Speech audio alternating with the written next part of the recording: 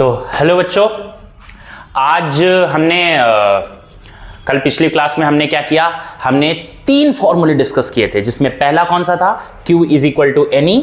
कौन सा फॉर्मूला था, Q is equal to n e. दूसरा कौन सा फॉर्मूला हमने डिस्कस किया था, हमने करंट का डिस्कस किया था, that is Q by T था। और तीसरा हमने डिस्कस किया था V is equal to W by Q। ये करंट का, ये चार्ज का और ये पोटेंशियल का, ये 3 फॉर्मूले हमने डिस्कस किए हैं। आज हम ना 2 फॉर्मूले और डिस्कस करने वाले हैं और उसके बाद हम क्या करने वाले हैं, नेक्स्ट लेक्चर में हम करने वाले हैं क्वेश्चंस। क्या करने वाले हैं, क्वेश्चंस। ये पार्ट 1 है। ये जो हमने अब तक के जितने लेक्चर्स किया, आज का लेक्चर इंक्लूड करने के बाद क्या हो जाएगा, पार्ट 1। उसके बाद हम पार्ट 2 के बारे में बाद में डिस्कस करेंगे। तो आज हमारा जो मेन टॉपिक होने वाला है वो होने वाला है बेटा ओम्स लॉ। कौन सा होने वाला है बच्चा, ओम्स लॉ। ओम्स लॉ क्या है क्या नहीं है, देखो ओम्स लॉ को आप रटोगे तो बड़ी दिक्कत है कि नहीं। तो हमें सिंपल सा क्या करना है, ओम्स लॉ को रटना नहीं है, ओम्स लॉ को समझना है। कल के हम कुछ एग्जांपल्स में जाए, कल के लेक्चर्स में हम जब देखते हैं तो हम क्या देखते थे कि यहां पे पॉजिटिव चार्जेस आते थे, कितने चार्जेस, 6। और इधर क्या हो जाता था, सिंपल सी बात थी, एटम्स थे। और इस तरफ क्या था, राइट साइड में यहां पे चार्जेस थे ही नहीं, है कि नहीं, मतलब चार्जेस विद एनर्जी नहीं थे। ठीक है, तो चार्जेस को क्या किया हमने, चार्जेस हमें यहां भेजने थे। मैंने आपको बताया था कि कितने चार्जेस जाएंगे, जब 3 मान लो 6 चार्ज है तो 3 चार्ज जाएंगे, यानी यहां का पोटेंशियल 6 और यहां का 0। तो कब तक चार्जेस जाएंगे, जब तक यहां और यहां का पोटेंशियल सेम नहीं हो जाएगा। यानी चार्जेस जहां से आ रहे हैं वहां पर और चार्जेस जहां जा रहे हैं, अगर वहां पे चार्जेस की स्ट्रेंथ सेम हो गई तो कोई दिक्कत नहीं है, समझ में, उतना करना पड़ेगा। ठीक है, तो आप मुझे एक बात बताओ कि अगर 6 चार्ज थे तो 3 गए, अगर मान लो यहां पर 8 चार्ज होते तो कितने जाते, 4। 10 चार्ज हो जाते तो और कितने जाते, 5। तो आप क्या देख रहे हो कि जैसे जैसे चार्जेस का यानी पोटेंशियल डिफरेंस बढ़ रहा है, यहां 10 पहले कितने थे, 6, 0। अब क्या हो गया, यहां पर 8 और 0, है कि नहीं। यहां पर कितना हो गया, 10 और 0। सिंपल सी बात है कि नहीं है। तो जैसे जैसे लेफ्ट साइड और राइट साइड में चार्जेस का डिफरेंस, स्ट्रेंथ का डिफरेंस, पोटेंशियल का डिफरेंस बढ़ रहा है, वैसे वैसे ही चार्ज क्या कर रहे हैं, फ्लो कर रहे हैं। पहले 6 था तो 3 किए थे, 8 था तो 4 किए, 10 था तो 5 किए, और बढ़ाओगे 12 करोगे तो क्या हो जाएगा, 6 और 6, है कि नहीं। तो यहां बहुत सारे चार्जेस आते हैं, मैं सिर्फ 5-10 एग्जांपल में ले रहा हूं। ठीक है, तो आप क्या देख रहे हो कि जैसे जैसे पोटेंशियल डिफरेंस 8 और 0, 10 और 0, 12 और यहां पे भी क्या हो जाएगा, 0, जैसे जैसे डिफरेंस बढ़ रहा है वैसे वैसे चार्जेस का फ्लो भी बढ़ रहा है, यहां से चार्जेस वहां जा रहे हैं। तो क्या मैं बोल सकता हूं, और फ्लो ऑफ चार्ज को क्या बोलते हैं, अभी बताओ, फ्लो ऑफ चार्ज को बोलते हैं करंट। क्या बोलते हैं, करंट। ठीक है, तो जैसे जैसे पोटेंशियल डिफरेंस बढ़ा, पोटेंशियल डिफरेंस को हम किससे डिनोट करते हैं, V से, वैसे वैसे ही क्या होगी, करंट बढ़ेगी। एग्जाम्पल, पहले डिफरेंस 6, अभी डिफरेंस कितना है, यहां पर 8, यहां पर कितना है, 6 चार्जेस थे, कितने थे, 0। अभी यहां पे कितने हैं, 3 चले गए, अभी कितने थे, 8, 4 चले गए, 10, 5 चले गए, 12, 6 चले गए। तो जैसे जैसे डिफरेंस बढ़ता है वैसे वैसे चार्जेस का फ्लो भी बढ़ता है, और फ्लो ऑफ चार्ज को ही हम बोलते हैं करंट। तो क्या मैं बोल सकता हूं कि हमारा potential difference is directly proportional to क्या, करंट, क्योंकि करंट ही क्या है, मेरा फ्लो ऑफ चार्ज। डिफरेंस बढ़ा, चार्जेस का फ्लो बढ़ा। समझ में आ गया कि नहीं आ गया, ओके। तो हम नेक्स्ट स्लाइड में चलेंगे और ओम्स लॉ को हम बहुत अच्छी तरीके से देखेंगे, समझेंगे। यही ओम्स लॉ क्या होता है पता चलेगा। ठीक है, हमने क्या देखा बताओ, हमने देखा कि potential difference is directly proportional to current. पता है, यही बताया था ओम्स ने। लॉजिक है, इसमें क्या बताया था भाई, ऑब्वियसली पोटेंशियल का डिफरेंस बढ़ेगा तो चार्जेस का फ्लो बढ़ जाएगा, और चार्जेस का फ्लो बढ़ेगा, जितना पोटेंशियल डिफरेंस बढ़ेगा उतना ही फ्लो बढ़ेगा, और फ्लो ऑफ चार्ज को ही क्या बोलते हैं, करंट। क्या बोलते हैं, करंट। तो ओम्स ने क्या बताया था, ध्यान देना, ओम ने बताया था कि पोटेंशियल डिफरेंस, क्या बेटा, पोटेंशियल डिफरेंस अक्रॉस, ध्यान से सुनना, across two ends of a wire, across two ends of a wire is directly proportional to the current flowing through it. अब current क्या है, flow of charge, current flowing through it, current flowing through it, याद रखना, हमेशा समझ में आ गया आपको। ये बेसिकली ये है मेरा potential difference, Ohm's law. Ohm's law आ जाएगा तो आप ये डेफिनेशन जरूर दोगे, किसके लिए, ओम्स लॉ के लिए। V क्या है, डायरेक्टली प्रोपोर्शनल टू I, ठीक है, पक्का। अच्छा अब क्या है, देखो फिजिक्स में ये डायरेक्टली प्रोपोर्शनल साइन, ये डायरेक्टली प्रोपोर्शनल साइन होता है। डायरेक्टली प्रोपोर्शनल साइन है, अगर एक बढ़ेगा तो दूसरा भी बढ़ेगा, इसका मतलब होता है डायरेक्टली प्रोपोर्शनल साइन का, ठीक है। मैं आपको एक चीज और बताता हूं, जब चार्जेस, अब देखो सिंपल सी बात ये थी कि जब चार्जेस यहां सब एटम थे, है कि नहीं, चार्जेस, बहुत सारे चार्जेस है, मैंने तो सिर्फ 5-6 एग्जांपल लिए थे, बहुत सारे चार्जेस आते हैं, मिलियंस, करोड़ों, भरते रहते हैं चार्जेस, समझ में आए। तो जब चार्जेस इधर जाएंगे ना, तो चार्जेस पॉजिटिव चार्जेस हैं। अब आप प्रॉपर्टीज ऑफ चार्जेस में जाओ, तो प्रॉपर्टीज ऑफ चार्जेस मैंने आपको एक बात बताई थी कि पॉजिटिव चार्जेस क्या करते हैं, रिपेल करते हैं। क्या करते हैं, रिपेल, और नेगेटिव पॉजिटिव अट्रैक्ट करते हैं, है ना। इसीलिए नेगेटिव चार्जेस इधर जा रहे थे और पॉजिटिव चार्जेस कहां जा रहे थे, इस नेगेटिव चार्जेस इस तरफ, पॉजिटिव चार्जेस इस तरफ। क्लियर, हाँ कि ना। ध्यान से देने वाली बात है, सबसे ज्यादा ध्यान से देने वाली बात यह है कि पॉजिटिव चार्जेस राइट की तरफ जाएंगे, नेगेटिव वाले लेफ्ट की तरफ जाएंगे। जब पॉजिटिव चार्जेस राइट की तरफ जाएंगे तो मैं मान लो एक चार्ज हूं पॉजिटिव और सामने वाला मेरा पॉजिटिव चार्ज है, तो हम क्या कर रहे हैं, दोनों जाएंगे आगे, लेकिन थोड़ा सा रिपेल करते हुए जाएंगे, रुक रुक कर जाएंगे। am I right? जैसे मैं पॉजिटिव चार्ज हूं, मैं पॉजिटिव, मैं धक्का दूंगा, मैं सामने वाले को दूंगा, सामने वाला उसको देगा, तो थोड़ा सा जाऊंगा मैं आगे, लेकिन क्या करूंगा, रुक रुक के जाऊंगा, पुश करते करते हुए जाऊंगा। इस पुश को, यानी आपके फ्लो को क्या करेगा, रोकेगा। यही जो पुश है क्या करेगा, आपके फ्लो को क्या करेगा, स्टॉप करेगा। क्या करेगा, स्टॉप करने की कोशिश करेगा, ट्राई टू स्टॉप, है कि नहीं भाई। जब पॉजिटिव चार्जेस जा रहे हैं तो सामने वाला बोलेगा नहीं, आप बोलोगे अरे थोड़ा सा, फिर पुश करेगा, फिर जाओगे आप आगे, बट थोड़ा रुक रुक के जाओगे। तो उस रुकने को ही हम क्या बोलते हैं, याद रखो, ये पुश क्या होता है, फोर्स होता है। इसको ही कुछ पढ़े लिखे लोग रेजिस्टिव फोर्स, क्या बोलते हैं इसको, रेजिस्टिव फोर्स, या फिर कुछ लोग पढ़े लिखे लोग इसको बोलते हैं रेजिस्टेंस। क्या बोलते हैं, रेजिस्टेंस। तो रेजिस्टेंस क्या करता है, फ्लो ऑफ चार्जेस को क्या करता है, स्टॉप करने की कोशिश करता है, यानी करंट को क्या करता है, रोकने की कोशिश करता है, ठीक है।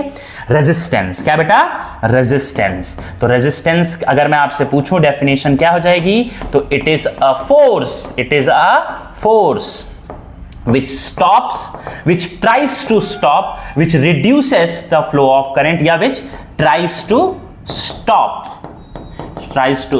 the flow of charges या flow of charges या फिर current। समझ में आ गया, याद रहेंगी ये चीजें, याद रखना अपने दिमाग में, ठीक है, current, ठीक है। अच्छा, आप ये चीज मैंने क्यों बताई है, ये चीज इसलिए बताई है कि बेटा देखो फिजिक्स में ना डायरेक्टली प्रोपोर्शनल साइन वर्किंग है, बट जब इसको मैथमेटिकली सॉल्व करोगे ना, तो ये डायरेक्टली प्रोपोर्शनल साइन, कोई भी ऐसा सॉल्विंग नहीं है जिसमें डायरेक्टली प्रोपोर्शनल को लेके आप सॉल्व कर सकते हो। आपको इक्वल टू साइन लाना पड़ेगा, और इक्वल टू साइन लाने के लिए हमें क्या करना पड़ता है, एक कांस्टेंट लाना पड़ता है हमेशा। कब, जहां पर भी डायरेक्टली प्रोपोर्शनल साइन है, वहां पर अगर आपको डायरेक्टली प्रोपोर्शनल साइन की जगह इक्वल टू साइन लाना है, तो मुझे क्या करना पड़ेगा, यहां पे एक कांस्टेंट लाना पड़ेगा, और वही कांस्टेंट है मेरा रेजिस्टेंस। क्या है बेटा, रेजिस्टेंस। क्या है मेरा, रेजिस्टेंस। फिर से बोलो, रेजिस्टेंस। और रेजिस्टेंस की जो एसआई यूनिट होती है, पता है क्या होती है, एसआई यूनिट ऑफ रेजिस्टेंस।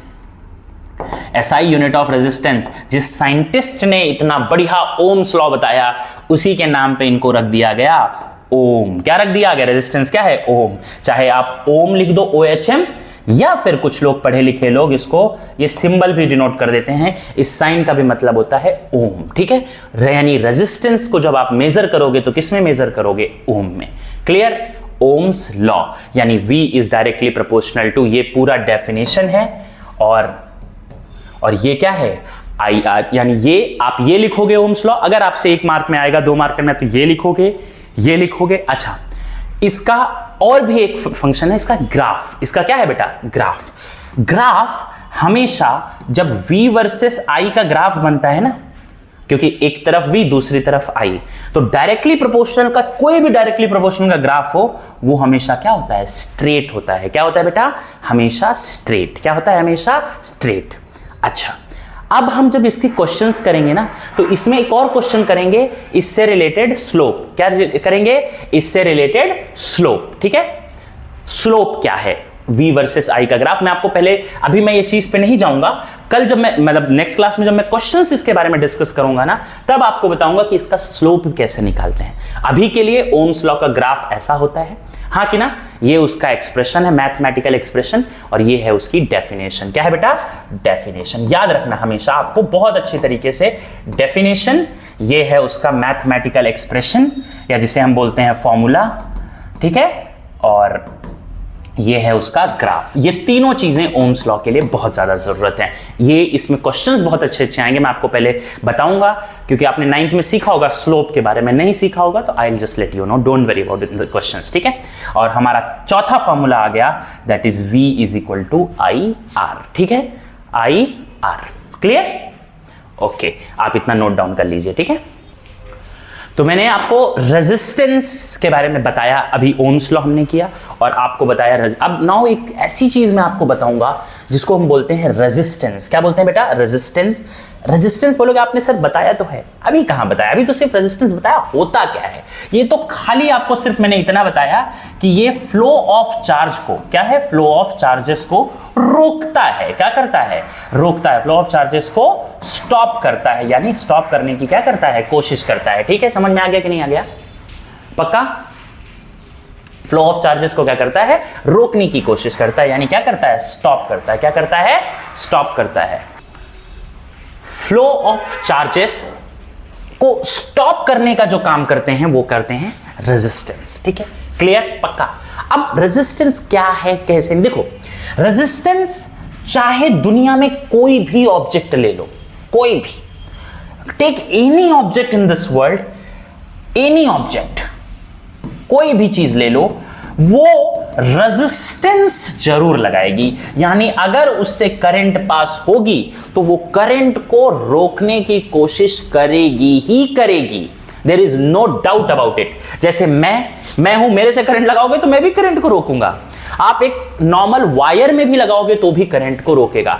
अगर आपको पहचानना है ना कि रेजिस्टेंस लग रहा है कि नहीं लग रहा है, ज्यादा लग रहा है कि कम लग रहा है, आप बस जाके कभी कभी आप फोन को टच करो, फोन गर्म हो जाता है चार्जिंग के समय, हो जाता है, और भी कोई चीज देखो वो गर्म होने लगती है।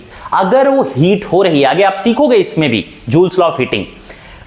अगर कोई ऑब्जेक्ट हीट हो रहा है तो आप तुरंत समझ लेना कि आपको पक्का समझ में आ जाएगा कि वो क्या है बेटा, वो क्या है, वहां पर लग रहा है रेजिस्टेंस। क्या लग रहा है बेटा, रेजिस्टेंस। तो एनी ऑब्जेक्ट, कोई भी ऑब्जेक्ट से अगर करंट पास होगी, चार्जेस फ्लो करेंगे, क्या होगी, एनी ऑब्जेक्ट से अगर करंट पास हो जाएगी तो हमेशा याद रखना कि वहां पर क्या लगता है, रेजिस्टेंस। क्या लगता है, रेजिस्टेंस। देखो नोट्स के लिए आप परेशान मत हो, वैसे मैं बना रहा हूं नोट्स और मैं आपको अपने टेलीग्राम चैनल से या फिर लिंक में भेज दूंगा, तो आप उससे डाउनलोड कर सकते हो पीडीएफ, आपको सारे नोट्स मिल जाएंगे, परेशान होने की जरूरत नहीं है नोट्स के लिए। ठीक है, आप बस समझो इसको। An object, any object which has, उससे करंट अगर फ्लो कर रही है तो उसमें क्या लगेगा, रेजिस्टेंस लगेगा। अब आपको पता है ये रेजिस्टेंस किससे डिनोट होता था, मैंने बताया था आर, और इसकी एसआई यूनिट थी ओम।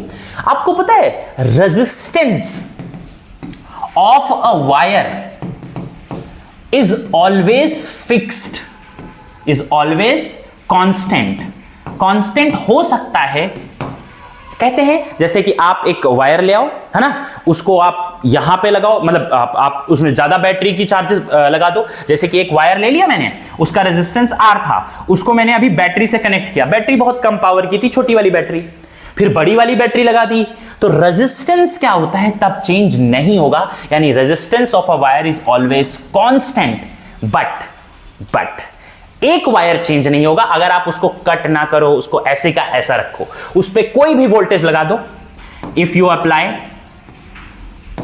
Any voltage, if you apply any voltage, कोई भी वोल्टेज आप लगा दो, if you apply any voltage, any current, एक वायर में कभी भी कोई भी चीज आप अप्लाई कर दो तो वो हमेशा क्या रहेगा, कांस्टेंट रहेगा, हमेशा क्या रहेगा, कांस्टेंट रहेगा, कुछ भी चेंज नहीं होगा, ठीक है, इसमें परेशान होने की जरूरत नहीं है। हाँ, रेजिस्टेंस चेंज हो भी सकता है, यस हो सकता है सर। तो इसीलिए एक सबसे इंपॉर्टेंट पार्ट आता है द फैक्टर्स विच अफेक्ट्स, आपकी बुक में है factors which affect the resistance, यानी रेजिस्टेंस में असर डालने वाले फैक्टर्स को हम क्या बोलते हैं, कौन से फैक्टर्स हैं हमें जानना है भाई।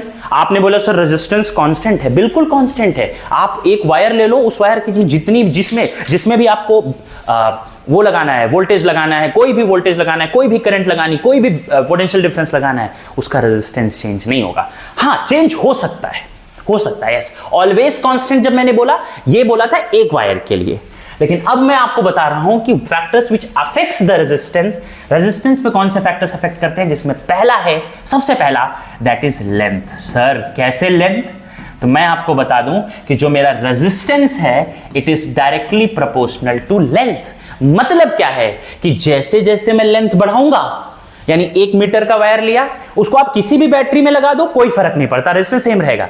लेकिन अगर 1 मीटर की जगह मैंने 4 मीटर का वायर ले लिया, 5 मीटर का, 6 मीटर, 7 मीटर, 10 मीटर्स, जैसे जैसे मैं लेंथ बढ़ाऊंगा वैसे वैसे रेजिस्टेंस क्या होगा, बढ़ेगा। क्या होगा, बढ़ेगा। यानी resistance will be directly proportional to length. Clear? Okay. दूसरा क्या है, एरिया ऑफ क्रॉस सेक्शन। क्या है बेटा? Area of cross section. यानी इस एरिया ऑफ क्रॉस सेक्शन को हम लेंथ को L से डिनोट करते थे, एरिया ऑफ क्रॉस सेक्शन को A से करते हैं। यानी कहता है कि रेजिस्टेंस है ना, it is inversely proportional to cross section. है इनवर्सली प्रोपोर्शनल का मतलब ये है, अब आप पूछोगे सर आप मुझे एक बात बताओ कि what is cross section area. तो मान लो बेटा ये वायर है, दिख रहा है, ये एरिया ऐसा है, ये एरिया जहां से करंट क्या करती है, एंटर करती है, तो इसी को हम बोलते हैं क्रॉस सेक्शन एरिया। आप देख सकते हो, मैं आपको पास में लाके दिखा रहा हूं, ये क्या है बेटा, क्रॉस सेक्शन एरिया। तो जैसे जैसे ये एरिया बड़ा होगा वैसे वैसे रेजिस्टेंस क्या हो जाएगा, कम। समझ में आया? और जैसे जैसे ये छोटा होगा वैसे वैसे आर क्या हो जाएगा, बड़ा। यानी if A increases R will decrease. तो रेजिस्टेंस क्या है बेटा, is directly proportional to L, and resistance is inversely proportional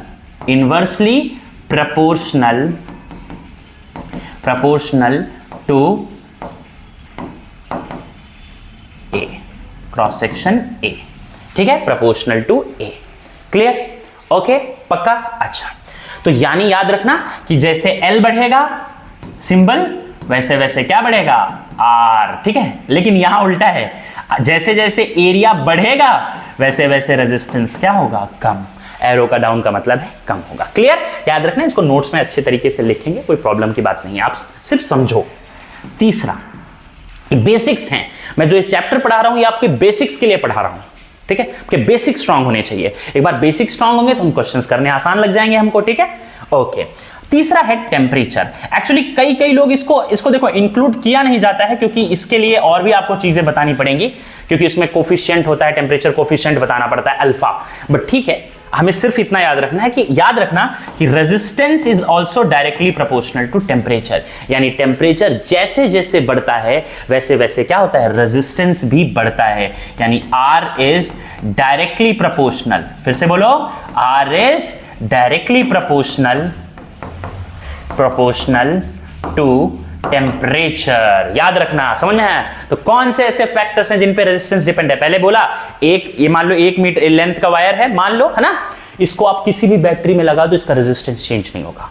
हाँ, चेंज तब होगा जब इसको मैं या तो कट कर दूं, या मैं इसको बड़ा कर दूं, है ना, या फिर ये क्रॉस सेक्शन एरिया है जहां से एंट्री करो, इसको बड़ा कर दूं या छोटा कर दूं, या फिर इसमें टेम्परेचर बढ़ा दूं, यानी इसको कहीं ना कहीं से हीट कर दूं। क्या कर दूं? हीट कर दूं। ठीक है, तो याद रखना, टेम्परेचर, लेंथ और एरिया, ये याद रखना, ऐसे फैक्टर्स हैं 3 जिस पे रेजिस्टेंस क्या होता है, डिपेंड होता है। डिपेंड होता है। ठीक है, तो अब हम क्या करने वाले हैं, नेक्स्ट लेक्चर में हम खाली न्यूमेरिकल्स करेंगे। तो हमने, याद रखो, अच्छा, हमने अभी इसमें और भी चीजें हैं, इसको एक साथ लिखने वाली चीजें हैं, हम डिस्कस करने वाले हैं उसको। ठीक है, एक टॉपिक, एक छोटा सा फॉर्मूला है जो हम अभी डिस्कस करेंगे, उसके बाद हमारा ये कंप्लीट हो जाएगा सिलेबस। ठीक है, तो हमने अभी देखा कि R is directly proportional to length, R is inversely proportional to area और टेम्परेचर। देखो टेम्परेचर का उतना कोई रिलेशन, कोई फॉर्मूला है नहीं, क्योंकि बेसिकली हमारे सिलेबस में नहीं है बट आगे है, ठीक है। हमारे सिलेबस में अभी क्या है, ये दोनों हैं, तो हम ये भी है कि टेम्परेचर कैसे होता है, चेंज होता है तो क्या होता है, बट फॉर्मूला सिर्फ इसका है, ठीक है। तो अब इन दोनों फॉर्मूलों को हम क्या करने वाले हैं, मर्ज करने वाले हैं। क्या करने वाले हैं बच्चा, मर्ज, ठीक है। तो रेजिस्टेंस जो है आपने देखा कि वो डायरेक्टली प्रोपोर्शनल है लेंथ के, रेजिस्टेंस है वो इनवर्सली प्रोपोर्शनल है किसके, क्रॉस सेक्शन एरिया के। इन दोनों को अगर मैं साथ में लिखूंगा तो क्या हो जाएगा बेटा मेरे पास, L/A। आप बोलोगे सर ये कैसे हो गया, तो देखो L था और 1, तो ये दोनों को जब मैंने साथ में लिख लिया तो R क्या बोल सकता हूं कि डायरेक्टली प्रोपोर्शनल है L के और इनवर्सली प्रोपोर्शनल है एरिया के। अगेन सेम क्वेश्चन, ये डायरेक्टली प्रोपोर्शनल फिजिक्स में तो ठीक है, मैथ्स में काम करता है क्या, नहीं, सॉल्व नहीं कर पाओगे यार इसको, क्योंकि इक्वल टू साइन चाहिए सॉल्व करने के लिए। तो हम क्या करते हैं, एक कांस्टेंट लाते हैं इक्वल टू साइन डाल के, उस कांस्टेंट का नाम है रो। क्या नाम है, रो बोलते हैं इसको, या कुछ पढ़े लिखे लोग इसको बोलते हैं रेजिस्टिविटी। आगे आप और पढ़ोगे इसको स्पेसिफिक रेजिस्टेंस भी बोलते हैं कुछ लोग। क्या बोलते हैं, स्पेसिफिक रेजिस्टेंस, ठीक है। तो चाहे rho is the symbol is known as rho. Resistivity इसको रो को क्या बोलते हैं, रेजिस्टिविटी या फिर स्पेसिफिक रेजिस्टेंस, कोई बात नहीं, सेम चीज है, आपको रेजिस्टिविटी ज्यादा मिलेगी और इसका सिंबल है रो, इसको क्या बोलते हैं, सिंबल रो। अच्छा, अब आपसे पूछेंगे कि ये रो क्या है, रेजिस्टिविटी क्या है। तो रेजिस्टिविटी या जिसे हम रो बोलते हैं, ये कुछ नहीं है बेटा, ये एबिलिटी है। क्या है बेटा, क्या है, एबिलिटी। किसकी एबिलिटी है, वायर की। किसकी है बेटा, एबिलिटी ऑफ अ वायर या सब्सटेंस, जो भी सब्सटेंस से करंट पास हो रही है, of a wire to apply resistance. यानी मेरी एबिलिटी कितनी है कि मैं रेजिस्टेंस लगा सकूं। मेरी एबिलिटी अगर ज्यादा है रेजिस्टेंस लगाने की तो मैं रेजिस्टेंस ज्यादा लगाऊंगा। तो अगर मेरी रेजिस्टिविटी ज्यादा है इसका मतलब मेरा रेजिस्टेंस भी क्या है, ज्यादा है। तो याद रखना, रेजिस्टिविटी सिंपल सी क्या है, आपकी एबिलिटी, आपकी ताकत कि कितना रेजिस्टेंस लगा पाओगे। हर वायर की अलग अलग होती है, कॉपर की वायर की अलग, सिल्वर की अलग, गोल्ड की अलग, प्लैटिनम की अलग, मैग्नीशियम की अलग, सब वायर की रेजिस्टिविटी अलग अलग होती है। यानी resistivity of a wire depends only on the nature of the material. याद रखो, एक नोट और कर लो, एक्चुअली ये रेजिस्टिविटी ना टेम्परेचर पर भी डिपेंड होती है, टेम्परेचर पर भी डिपेंड्स, बट ये आपके सिलेबस में है नहीं। टेम्परेचर पे भी डिपेंड करती है क्योंकि रेजिस्टेंस टेम्परेचर पे करता है, लेकिन आपका मतलब नहीं है। याद रखना, हर एक resistivity of a wire of material की क्या होती है, अलग अलग होती है और फिक्स होती है। आप और ये लेंथ पे डिपेंड नहीं होती ना। एक कॉपर वायर ले लो और एक सिल्वर वायर ले लो, 1-1 मीटर के दोनों, है ना, दोनों की रेजिस्टिविटी अलग अलग होगी।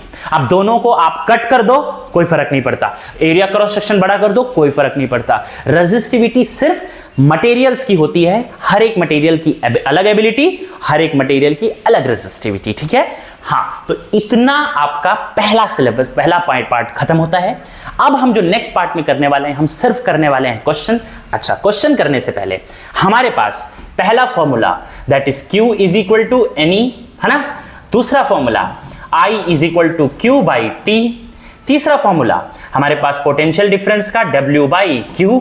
चौथा फॉर्मूला हमारे पास आया V is equal to I R. और पांचवा फॉर्मूला आ गया हमारे पास कौन सा, R is equal to rho L by A।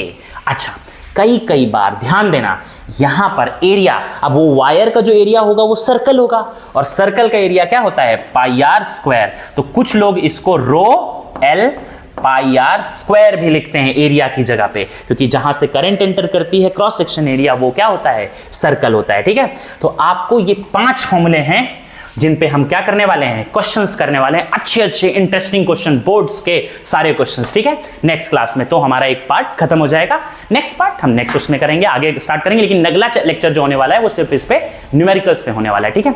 तब तक आप इस सारे फॉर्मूले लर्न करिए, इसे रिवाइज करिए, नेक्स्ट टाइम मिलते हैं और क्वेश्चंस के साथ मिलते हैं। चलिए, चलो, जब तक के लिए बाय।